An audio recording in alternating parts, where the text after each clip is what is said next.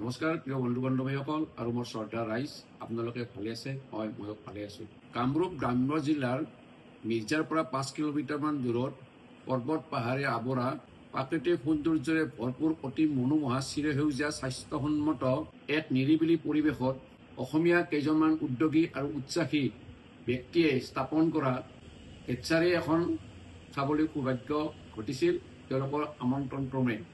এতিয়া কথাটো হ'ল, হেচাৰী মানে কি? হাঁহ কুকুৰা বা অন্যান্য প্ৰাণীৰ বাবে য'ত কণী কৃত্ৰিমভাৱে ইনকিউবেট কৰা হয় আৰু নিয়ন্ত্ৰিত পৰিস্থিতিত এই কণীৰ পৰা পোৱালি উৎপাদন বা ফটা সফলতাৰ হাৰ উচ্চ আৰু কাৰ্যক্ষম নিশ্চিত কৰা। আমি হাঁহ কুকুৰা হেচাৰীটোত গৈ দেখিলোঁ যে কণীবোৰ সুন্দৰভাৱে ইনকিউবেশ্যন কৰিছে। কণীবোৰ এক নিৰ্দিষ্ট গুৰুত্বপূৰ্ণ উষ্ণতা, আৰ্দ্ৰতা আৰু অন্যান্য পৰিৱেশত যিবোৰ কাৰকৰ প্ৰয়োজন হয়, ঠিক তেনেকুৱা এটা ইনকিউবেটৰ মেচিনত কণীবোৰ প্ৰায় 19 দিন ৰখা হয়, য'ত কণীবোৰ ফুটাৰ বাবে বা কণীবোৰৰ পৰা পোৱালি উৎপাদন হোৱাৰ বাবে প্ৰস্তুতি কৰা হয়। এই 19 দিন ইনকিউবেশ্যনৰ পিছত সেই কণীবোৰক আকৌ সেই একে পৰিৱেশত, একে আৰ্দ্ৰতা আৰু একে উষ্ণতাত আন এটা মেচিনত 2 দিনৰ বাবে ৰখা হয়। তাতে কণীবোৰ ফুটি উঠে বা পোৱালি উৎপাদন হয়।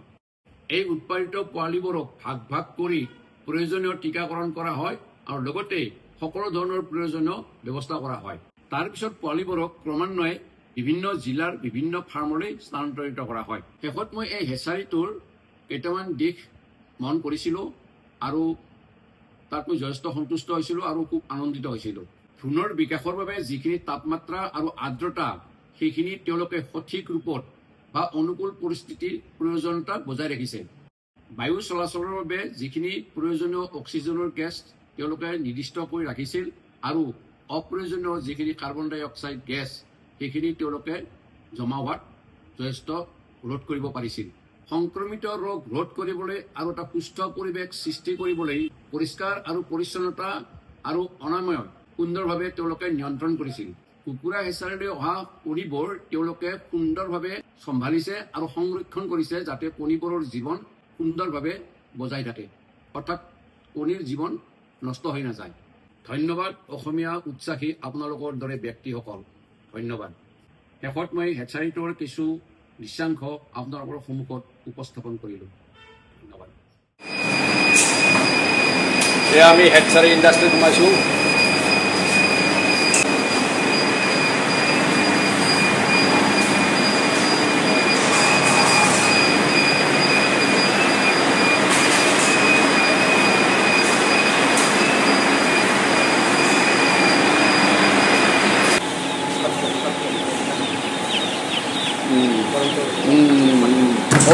হিটাৰ, এইটো হিটাৰ তাৰমানে ন?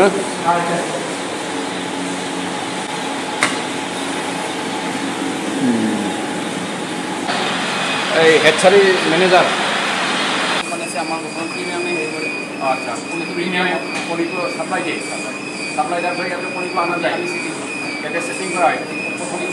অঁ,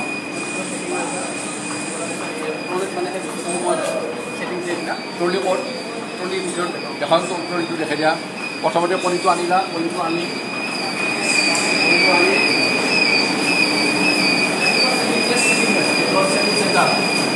ছেটিংটো তাতে হয় বাৰু, ছেটিং তাতে হয়। তাৰপৰা কণীটো আনিলে এইখন ট্ৰলি, মেচিনৰ ভিতৰত লোডিং কৰে। আচ্ছা, এয়া 19 দিনৰ কাৰণে থাকি যাব। কিমান টেম্পাৰেচাৰ থাকে এইটো?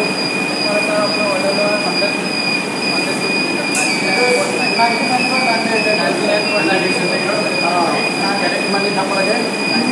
19 days। ইয়াৰ পৰা 15 দিনৰ ইয়াতে কণী কেপাচিটি কিমান? 15,220। এটা ষ্টল কেনেকুৱা কেইটা ষ্টল আছে? 24টা এনেকুৱা ষ্টল আছে বা ডাঙৰ ইণ্ডাষ্ট্ৰী। 24টা এনেকুৱা ষ্টল মানে কিমান হাজাৰ? 15,000।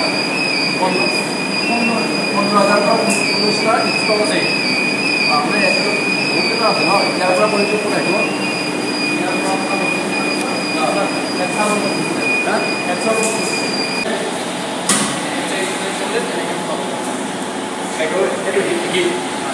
এইটো কিমানত থাকে? 99 বা 100%। কেতিয়াবা টেম্পাৰেচাৰ বেছিও থাকে। অঁ, কিন্তু মেইনলি হ'ল আপোনাৰ 99.9 তাতে তাতে আছে 19টা চেম্বাৰ আৰু ইয়াতে তাতে 24টা চেম্বাৰ এটা চেম্বাৰত 15,000 কেইটা চেম্বাৰ আছে আপোনাৰ 6টা আছে 6টা আছে এই 6টা মিলি যায় 6টা মিলি যায় আপোনাৰ বস্তুটো চিডিউল হিচাপত হয় যে আজি আপোনাৰ কণী পাব আৰু দুদিন পিছত আৰু এটা কণী আচ্ছা আৰু কণীবিলাক ইয়াৰ পৰা পোৱালিবিলাক মিলি যায় এইটো হেডছআপ প্ৰব্লেম বুলি কয় কিন্তু আপোনাৰ ছেটিং প্লে আছিলে নহয় ছেটিং প্লেটোৰ পৰা আপোনাৰ হেডছআপ প্লে কৰি তাত তাৰমানে এটা এটা বহা আছে মানে এই এটা কণীটো নিজে নিজে ওলায় ইয়াতে তাৰমানে ইয়াতে হ'ব পিছত পোৱালিটো নিজে নিজে ওলায় এইটো আপোনাৰ হেডছআপ প্লেটো আছিলে ন প্লেৰ পৰা ইয়াতে ওলাব ইয়াতে ইয়াতে 60 বল থাকে 60 বল 15 টাকে থাকে পুৰা অলপ সামনে 60 মানে এটা চলে 64 ভেক্সিনেশ্যন ইয়াত ভেক্সিনেশ্যন হয় ভেক্সিনেশ্যন এবাৰ হয় 68 এবাৰ ইয়াৰ পৰা আহি পেলাই